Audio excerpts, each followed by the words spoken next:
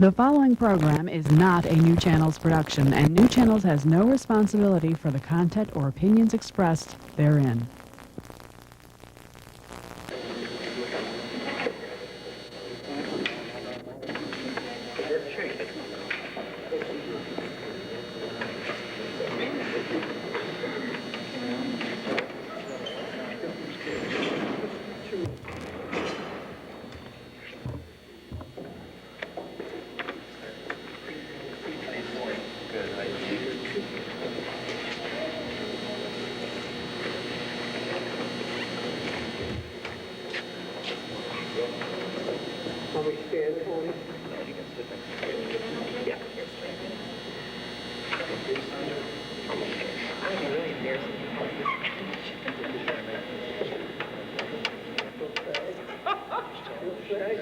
Because of you. Because of you. You're a flyweight.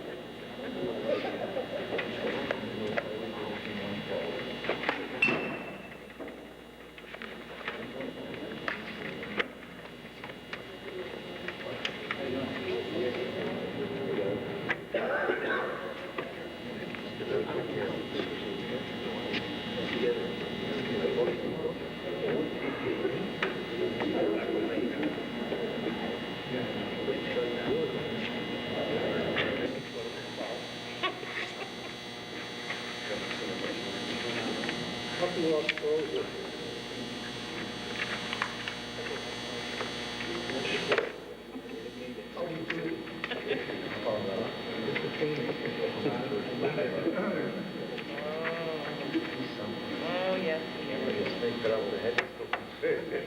I read the papers and they're like, one.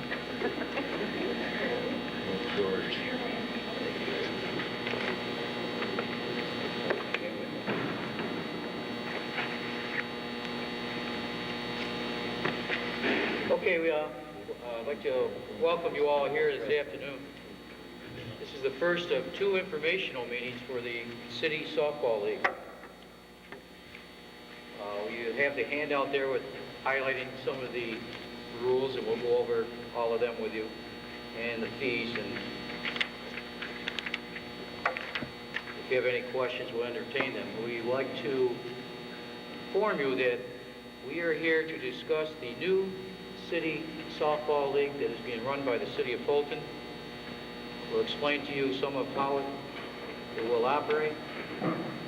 Any questions pertaining to a former softball league, we will give no comment. And if you do have any questions, we suggest you contact the city attorney. The City of Fulton Recreation Department, its commission, voted to run a city league this year, a slow pitch league. It will run at Dennis Shea Field and Foster Park and any other fields that we need to use to operate the league.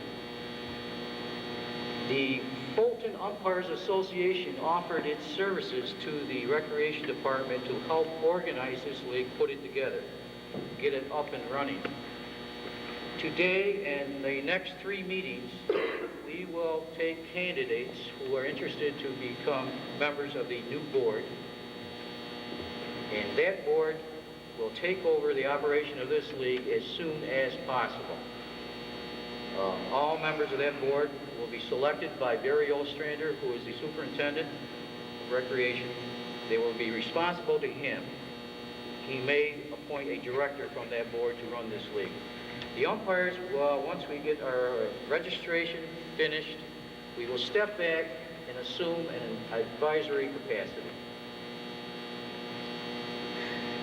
Okay, we'll go over this handout now.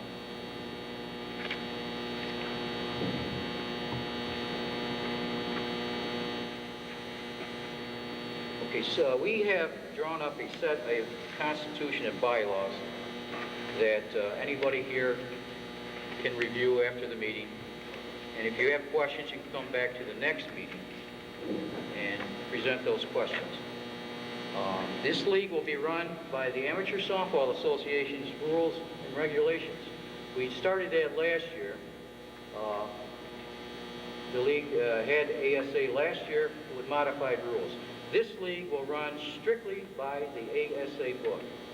It's to include re-entry, home run limit over the fence, and all other rules that are in that book. And we will have meetings with captains or managers to discuss these rules. This league, you will need to purchase your own softball. And I believe, Tony, it was the diamond red polygraphic court, was that it? Yeah. What do you got up there? D100 RSC. We're going to have boys, and the girls are going to have a different ball also. 11 ball. Girls would have 11 inch ball. D11. Is that what 1-1 is it? Yeah, okay. D11. Yep. All right. Okay, this league will have a men's softball, which will be a D100 RSC, which is the polygraphic court. It's a very durable ball, right? And the girls will be playing with an 11-inch softball. The men's are a 12-inch, the girls are 1 inch in circumference smaller. Each team will have to present that ball at the start of the game. Each team will wear a uniform shirt. Hats are optional the first year, but we are going to require a uniform shirt of the same likeness. If you play for R&G, the shirt will say something to the effect, and everybody will wear the same, R&G. What would happen if you don't? The player will not be able to take the field, and if you don't have the required 9 members to take the field, the game will be a forfeit. It sounds like a harsh rule, but you look around at communities around us, City of Syracuse, for one, requires an entire uniform before you step onto the field. They even require to bring your own bases if you're the home team. So this is the type of structure we're looking at. No, it could be a T-shirt. It could be a T-shirt, you know. Yeah, right. You know, it doesn't have to be a button-up $40, you know, double-knit shirt. Yeah. Right. If you got blue, you all got blue. You know, class up the league here, Jimmy. You know what I'm saying? Like our team always wears black and orange shirts. They all say the same logo on it. But some players will show up with black ones, some will show up with orange. Anything wrong with that? They all have our logo on them. Yeah. There's something at the time of sign-ups we might be able to clarify. Okay, we'll discuss that. As always, each team will be required to pay the appropriate umpire fee before the game. The fee that has been agreed to by the Recreation Department is $15 per game. Now, there was a study done that showed that this umpire chapter for the last several years was $2 to $3 underpaid. We have received, and I'm speaking as an umpire, we have received no money increase in the last 3 years. 3 years. Every 3 years we've gotten $1 increase, so it's the 3rd year again. And we've asked, well, we don't ask, that's our fee, and that's, you know, $15. It was 14 last year. Okay. The complete ASA softball rules, as we mentioned, will apply, including over-the-fence home run limit. Now, if you look in your ASA book, Class A teams are only allowed 1 home run over the fence. Now, we have, to my knowledge right now, no Class A teams. I believe it was 1. Maybe it was 3. Most of our teams are A-League that used to be here was actually could be classified a B-League because B-class, because if you went out of town and played in a Class A league, you can only enter a Class A tournament. So therefore, our highest level is Class B. Class C is allowed, I believe, 6 home runs. I'm not sure of the figure. We have to go through it. Whatever. We might have changed too. So that's over the fence. If you play at Foster Park or any other field without a fence, it's unlimited. There is a re-entry, and the foul ball on your last strike is an out, as per the rule book. The former league used to use a second strike foul ball, or second foul ball strike as an out. The book is 1 foul ball. This league, all players will sign waiver cards. before they are eligible to play in the league. The waiver card will simply state that you agree to abide by all rules and regulations set forth by the City of Fulton Common Council, Recreation Commission, and the City League itself, and the ASA rules. You will state your address, and you will agree that your date of birth has reached 18 years old before the first scheduled game. You must be 18 to play in this league. You will agree under penalty of dismissal that all the information you provide is accurate to the best of your knowledge. And you will accompany that waiver card with a user fee of $10 per city resident and $20 per non-city resident that will cover your fee for the entire year. Yeah, there has been some question. A former league used to require raffle tickets. There will be none this year. The user fee, in most cases, will be cheaper than what the raffle fee had provided in the past.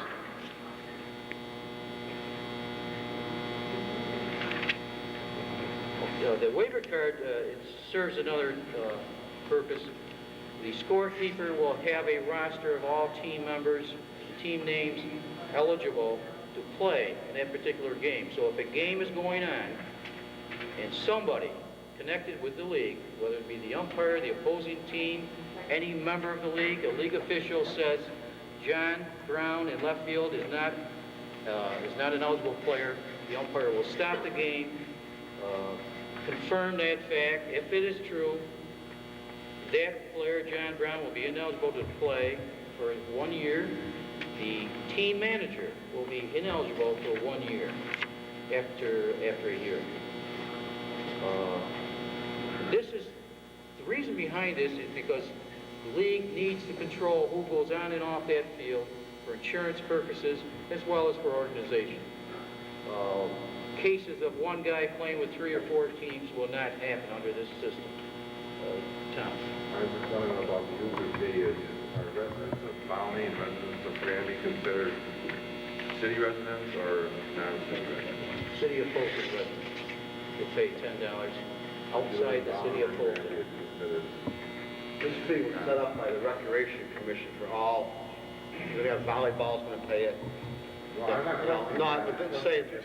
I just want to clarify. Granby are considered city residents. City Fulton, no inside the City of Fulton, but the fee was put in by the Recreation Commission. It's not a fee that we put forth. It's a fee that was put in by the Recreation Commission for every sport.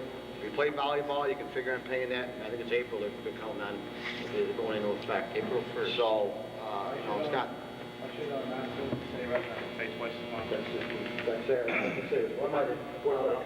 He's on the commission, he'll answer that. Every place you go and play, the city residents always pay less. Than they're the ones that are supplying the tax base and everything else. So why should the little old lady on Broadway, who's just worrying about paying her taxes, doesn't care who plays down here really? She just wants money to plow the streets and whatever. So we decided at a meeting about 2 months ago, the best way to do this, in city, $10, outside the city, $20. Now, as far as the softball league goes, you had to sell 15 tickets last year, I guess, right? Okay. We eliminated that. So if you're living in the city, actually it's going to cost you $10 less, or $5 less. And outside the city, it's going to be. We check with communities all over, and it's about the same thing. Oswego's done it. Play the Oswego, it's $63 if you're non-resident. 43. This is really easy, really, compared to the other places. Yeah, Jerry. Well, the person on these cards that will turn in, if he puts down he's a city resident and that he isn't, and his address. Right. So, Oh, yeah. What's wrong? After a hearing. We want everybody to be penalized. You know, you come to the city, do business, you pay taxes, and, you spend Fulton dollars. Where do you pay your taxes to, though? Where do you pay your taxes? I mean, I drive to say if I went to Syracuse and bought something in Syracuse, right, and I got to pay their sales tax up there. If I go and play ball up there, they don't care. Where do you pay your tax? So I pay them in Fulton. Well, then you got to pay X amount of dollars. So it's like that all over. And this money You're that not the only one now. the city's trying to generate the Volleyball, money basketball, to make improvements to the park and wherever the leagues are played. So that, I mean, they're not going to take it out of their tax dollars.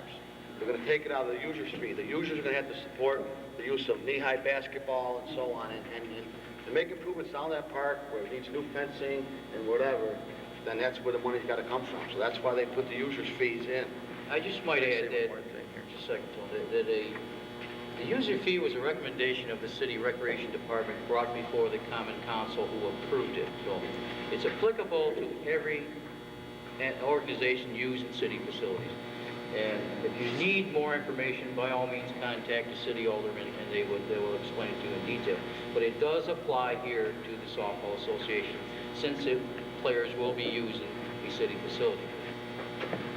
Now, how this all came about, last year, in the fall, the alderman came and the mayor came to the commission and said, now the commission's budget is about $380,000. So the aldermen and the mayor said either you're going to drop that down or we're going to close up the place. You're not going to have a recreation department. We're going to cut into that $380,000. Now, if we decide nobody's going to have you, so the only thing we could do, how are we going to generate money? Well, it's got to be through users' fees. Whoever uses, if you play, you're going to pay. If you don't want to do it that way, then they'll lock up the door. There'll be no softball, there'll be no basketball, there'll be no hockey, there'll be no nothing. Because once there's no recreation commission, you won't even be able to get on the fields. So we were boxed in. I would like to see everybody play for nothing. I mean, you know, like it was years ago. But it's not like that anymore. Yes, John? Just as a suggestion, I think maybe you want to exact that wording as your principal place of residence supplying city tax dollars. Just as definition to clarify it for the rest of the people around. Your primary residence should be generating city tax revenue for the city of Fulton. I think that wording should be exact, otherwise you're going to have some confusion as to people, well, I pay city school district taxes, does that count? I have a mailing address of Fulton. Yeah, the waiver card. Yeah. It's not a big thing. You can't do it the other way. If you pay property taxes, it has to be your principal resident contribute to it because you got renters out. The committee that helped the recreation department help organize this league put together a proposed budget of what this league will operate under. Once the recreation, or rather Barry Ostrander, develops his board of directors, this proposed budget will go to them and they will execute it. The proposed budget, as I'm looking at it now, will cost city taxpayers $0. This league will be self-sustaining, or it will not operate, but it will be self-sustaining. Before we go over the fees, I'd just like to tell you that we will have one more informational meeting, and that will be March 6th. It's a Sunday right here. And then we'll begin registration on March 6th. Okay. March 6th, right here is the second informational meeting. It'll be at 10 a.m. due to a Syracuse-Georgetown game. They have priorities here. Race today, guys, come on. The race. Cares about race. First date we're going to start signing up for the league will be March 20th. It's the first date you'll be able to sign up your teams and players. And that's the date you will collect waiver cards, waiver cards and rosters and start signing up. April 3rd, which is a Saturday, the day before Easter, will be the final registration day. Any teams or players who wish to get in this league will be signed up by April 3rd. Nobody will enter beyond that. Do you have a set time for that March 20th meeting? Not yet. Yeah, TV. Well, it'll be publicized, but the second info is at 10 a.m. Okay, we can go over the fees now.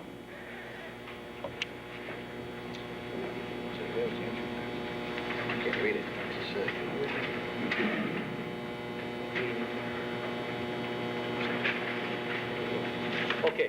Team sponsorship fee will be $250 per team. There will be a $65 performance fee, a $10 ASA registration fee, and then your user fee. The performance fee is, you may know it as a forfeit fee. It covers the amount of 2 forfeits plus a $5 administration charge that is refundable. If you do not tap into that as a team, if you don't forfeit and you don't lose money out of there, you'll get that money back. Also, it's called a performance fee because if there's any damages done to any new improvements in the parks, it will be subtracted from this fee, and the team will be responsible to replace that money by their next scheduled game. I haven't seen many incidents of that in the past, but we're just covering things here. If something gets destroyed unnecessarily, we're going to need money to replace it immediately. If it doesn't happen, you get your money back. There's no problem with that. And that's the entire slate of fees. If anybody has any comments here? Well, of course, as in the past, if you forfeit twice, you are removed from the league.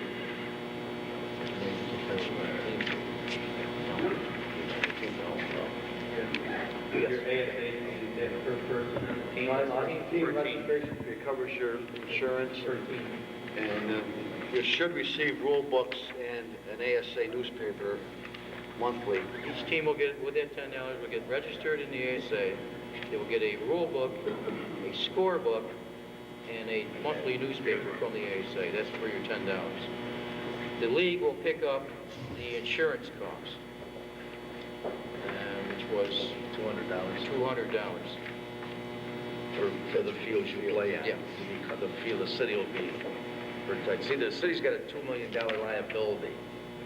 And a couple years ago, when we wanted everybody to have their own insurance, we did. With the help of Joe Tetro, we went to the ASA, and they said, we got a policy for ASA teams all over the country. Whatever field you play on, it'll be covered. So you'll hit that before you hit the city. The city went along with that. But anyway, it costs $200. It doesn't involve you people anyway, but it costs $200. They'll take care of 2 fields, 3 fields, whatever, how many fields you got. So. I have a question on softball. Are you expecting a new ball each game? Yes. And do you have any idea what the cost is per ball? $38 a dozen. What is it, Vic? $38 a dozen. 38. $37 a dozen to be in. Vic's here from B&T. You can go there. You can go any place you want. But Vic, we invited Victor today in case you want to know anything about prices, right, Vic? You want to come down here, or are you okay up there? Are you afraid or what? I'm very nervous, yeah. The ball, everybody what a nice looking guy you are.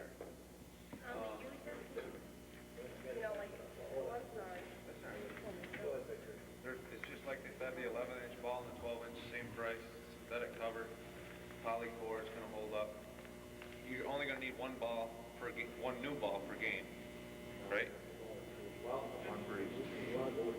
One for each team. We debated that. We've always played with 2 new ones, so we felt that you wanted to play with 2 new ones. Each team would bring one new one, and then you could use until it's not adequate, so. The ball should hold up quite long. Oh, so you wouldn't need a new ball each game, is what he's Yeah. saying? You could reuse that ball each, So each for team's gonna practice. need 15 balls of that. We've kicked it around in a committee about whether we should use 1 new ball or 2 new balls. Vic is telling us that this new ball is very durable. It's not gonna mush, it's not gonna turn soft. We've kicked it around in a committee, and basically, we felt that we've always used 2 new balls, we should continue, but if the new board that comes on board here wants to change that, that'll be fine. I mean, it's not a problem. We just decided to stay with the status quo on that, but this new board can change that before the season begins, and that would save dollars also. Like we'll say the home team has the new ball, the visiting team has last week's ball. If they want to do it that way.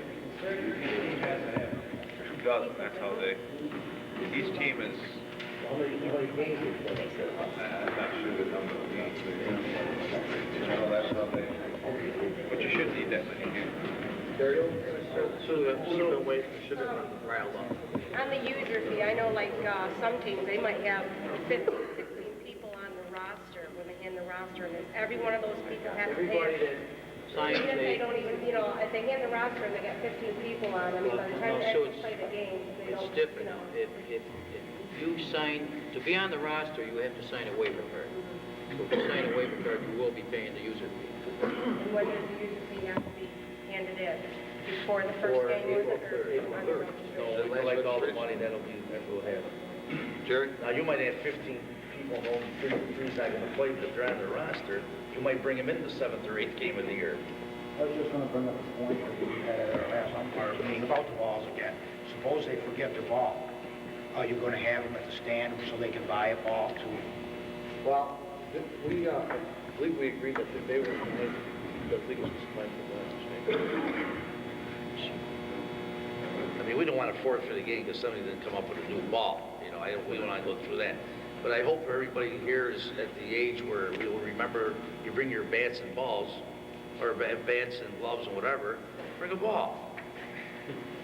The managers can't bring it, then give it to somebody else. Well, either that or we... 5 minutes to 6, you'll be running over to B&T. Well, a lot of people do come running over to the park for those 6 o'clock games, right from work. No, I know it. But they, I mean, they we should remember to take the ball to work. We talked about putting some in the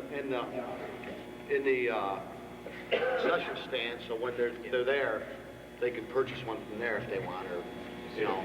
You want to hear about commercials, you gotta have the ball. Be anyway, One little comment I want to make on user fees.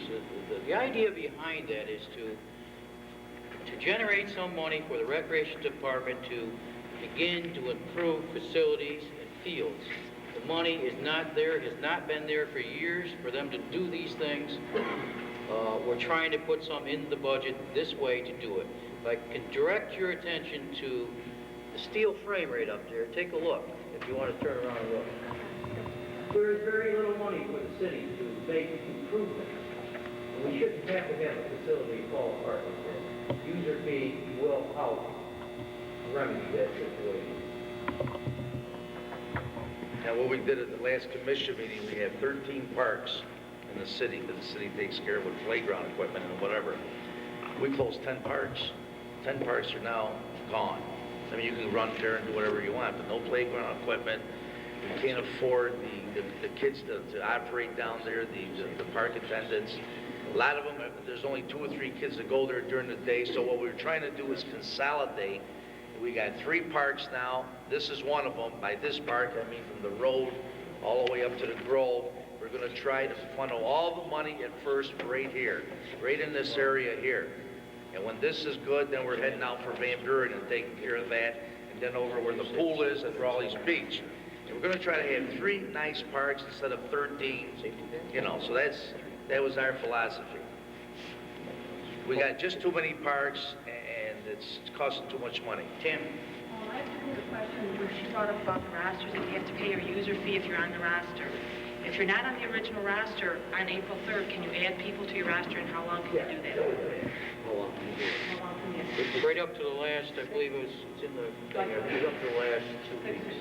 Oh, really? The last 6 So weeks, then, maybe. so once you add your roster, then you put people that you know are going to play, and then as you need them, you would add them. Well, make sure when you add them, they got the sign. That's the main thing. The sign of the name. One thing we forgot to cover, this year, this league, all games in this league will use the safety bag at first base. We're going to buy them, and we're going to use the safety bag. If you don't know what that is, it's a double-sized bag. The runner runs to the outside of the bag, which is going to be colored orange, and the fielder will use the inside of the bag. This will avoid collisions and any injuries. We'll be using it this year. John, that means if you're playing first base, you won't get run over. I'm used to that. Well, we were thinking about you when we thought about it. Somebody called Myers, we're voting on the ground. Yes, I agree with the user fee over the ticket money, because there's no question the user fee is going to work better. My problem with that is, if you got 12, 13 people on your team, rather than put a deadline when to pay this money, it should be each team in the first game comes up with user fee money. That way you can get your team together, because you know what I'm saying, it's kind of hard. Well, the problem is collection. That's the main thing. I mean, if you've seen Every night you gotta go down there for the past first league week. with other people running around trying to collect money, and last year they had a Ticket money. past league had a problem collecting money, and they never got money collected from certain teams, and so the league was short of the money. And if you want to play, I mean, you're notified now. It's February 20th. You got this much time. It's not a ton of money. You got the April 3rd to get $20 out. You know, and if we collect it here, it's a lot easier than chasing around for it. And putting it bluntly, we're just not going to chase around for it. If you want to play, We don't want to be hard-nosed about this, but down the road, it'll be a better league. You play hardball now, down the road, it'll be a better league for everybody. And we won't have people come out of the stands the 10th game of the season. You need a player, you call somebody out of the stands, and he goes out there with no waiver card. He gets hurt, he sues the city. Now you got the city on their back. So, But Dick could put his 10 players down and hand it in April the 3rd. And then add to his roster for the first game and then pay the money down. next game. We're going to have files. every time you We're put going to a- have files. The scorekeepers will have files with alphabetically with each league and each team in there, and we're going to check, you know, on who's signed waivers. You would just leave that money with the scorekeeper if you plan on registering somebody prior to the game, then, you know. All right. And it'll be turned into the recreation department. Nobody is, the only person that's gonna touch this money is the guy that sits in that office. And when he collects all the money, it's gonna go down to the city hall. And the man down there is gonna record it all. So what he's gonna have down there is softball is bringing in X amount of dollars. Knee-high basketball is gonna bring in X amount of dollars because of user fees. If you have the last minute registration prior to the game, where do you want us to drop that money off to? I'll probably give it to the scorekeeper or whatever, but it's gonna end up over here. And then at any time during that year, or at the end of the year, you wanna find out what the financial situation is with the league, take a walk over here or across the river to the cities to see the Chamberlain and say, how much money we got in there, and you will have, because everything's going to be paid in checks on bills and all that. There's not going to be no more green bags coming in this pocket, that pocket. I'm not accusing anybody, but things get mixed up that way. We're trying to avoid all that. Before any of you leave, there is a flyer here that a local shop would want the respective teams and players to take a look at it. So if you want to pick one up on your way out, you can do that. Any more questions about anything? Is the season going to run about the same, like the second week of May? Second week of March, or May, and same area. We plan on having a forfeit week in there, a rain-out week, I'm sorry. Middle of the season. Sometime in July, so we can, rain-outs will be put in there first, and then we'll be playing weekends.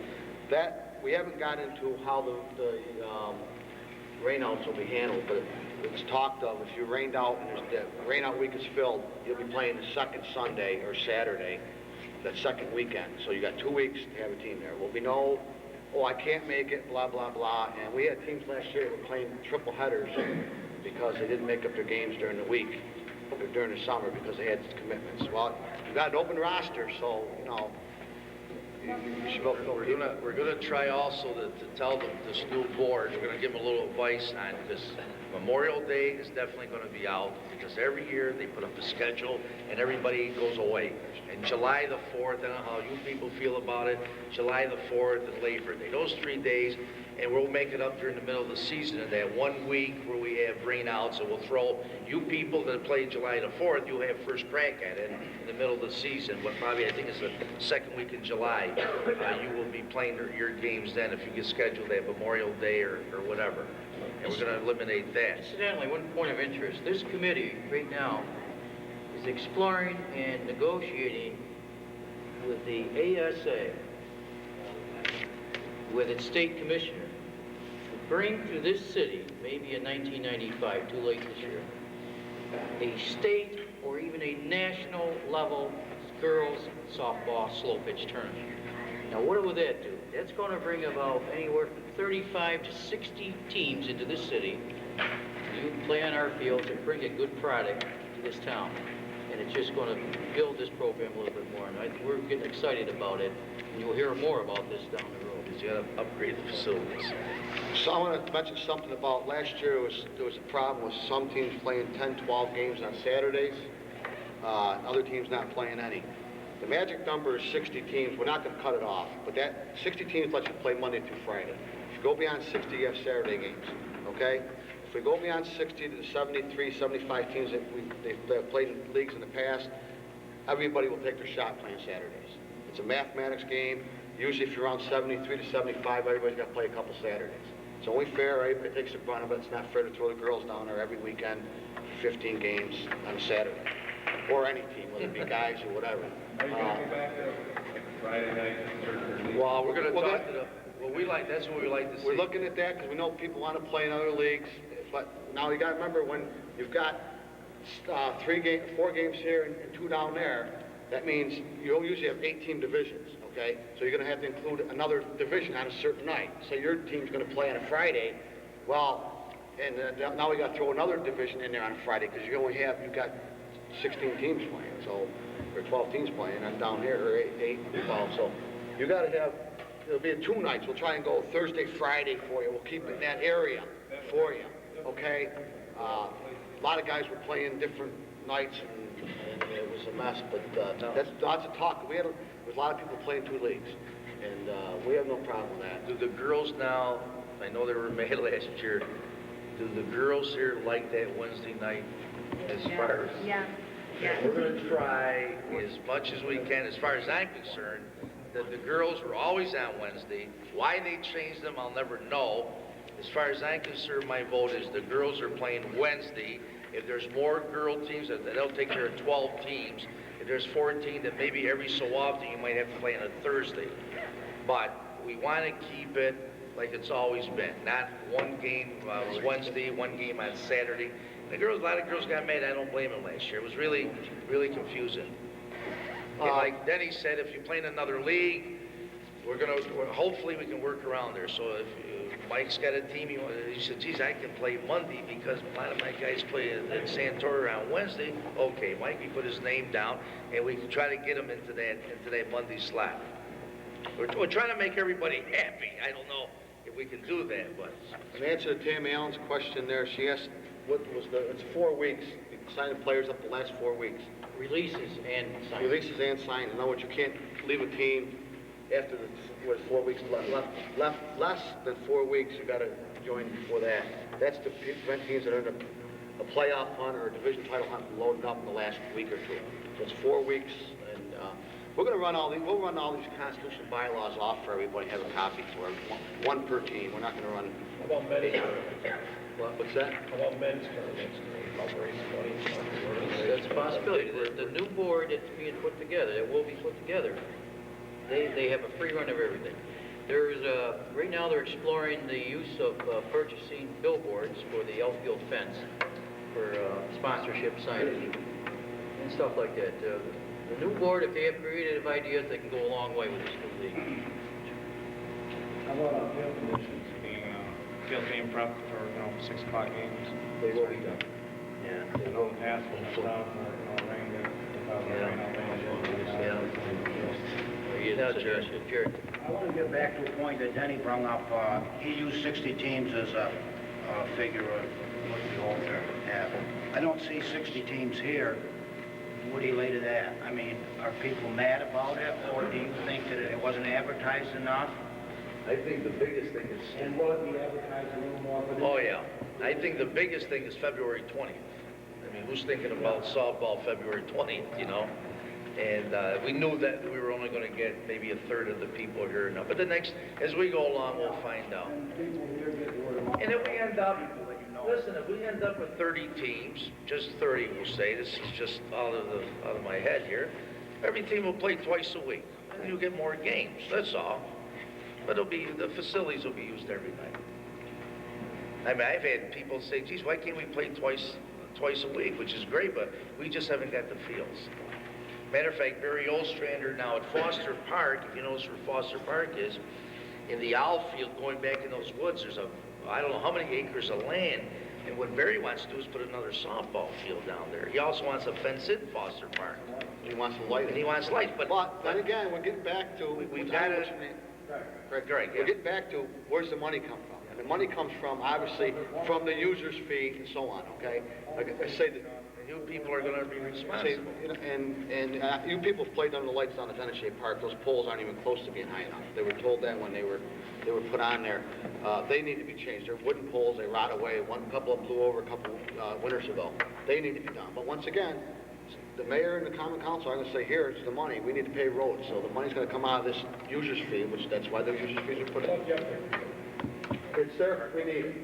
It's going to be like a bank. It's there if we need it. We also have the opportunity to use Van Buren Park, which was used in the state tournament a few years ago. Probably 10 years. Last term probably was 10, 12 years ago. Yeah, but it needs work. But then again, everything does, you know. Our money's we're going to concentrate on Dennis Shea Field, number one. That's going to be done.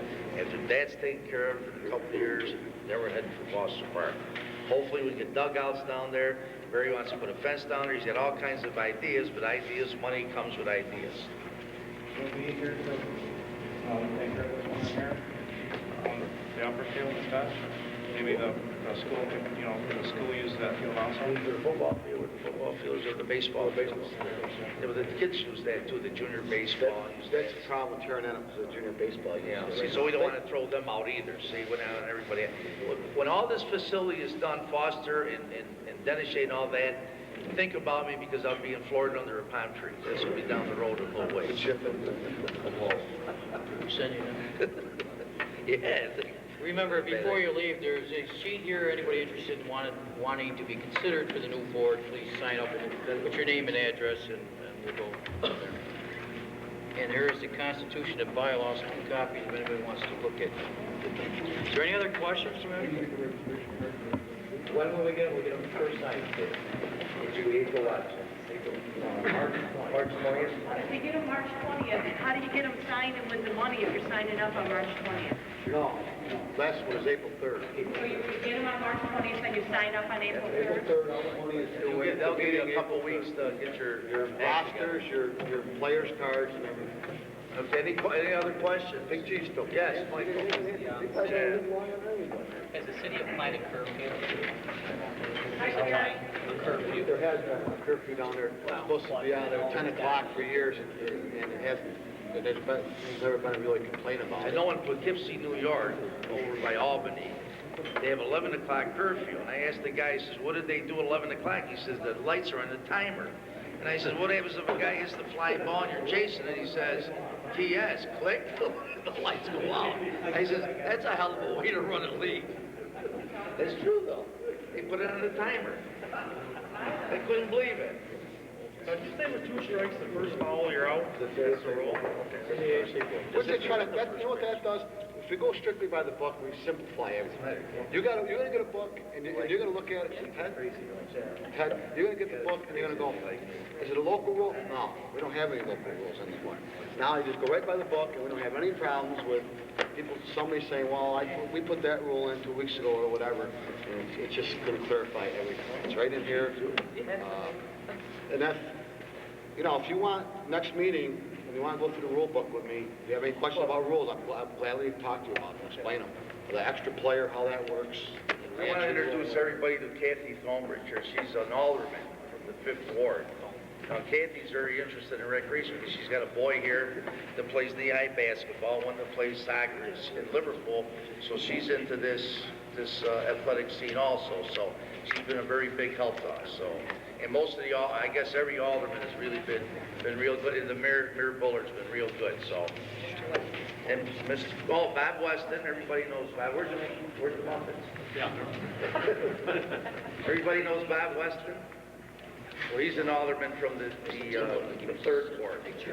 So they're coming in and they're checking. They came to our commission meeting and all that, but we got to depend on them for their votes. So they're all for this user fees. We want to better the facilities. So then your kids, that's you, Billy, your kids someday to go down here and play also when he's 18 years old. Okay, any questions? Okay, Jim, that's it. Nobody has any questions? Thank you. Sign up, you can look at the thing too. Thanks for coming. Thank you very much.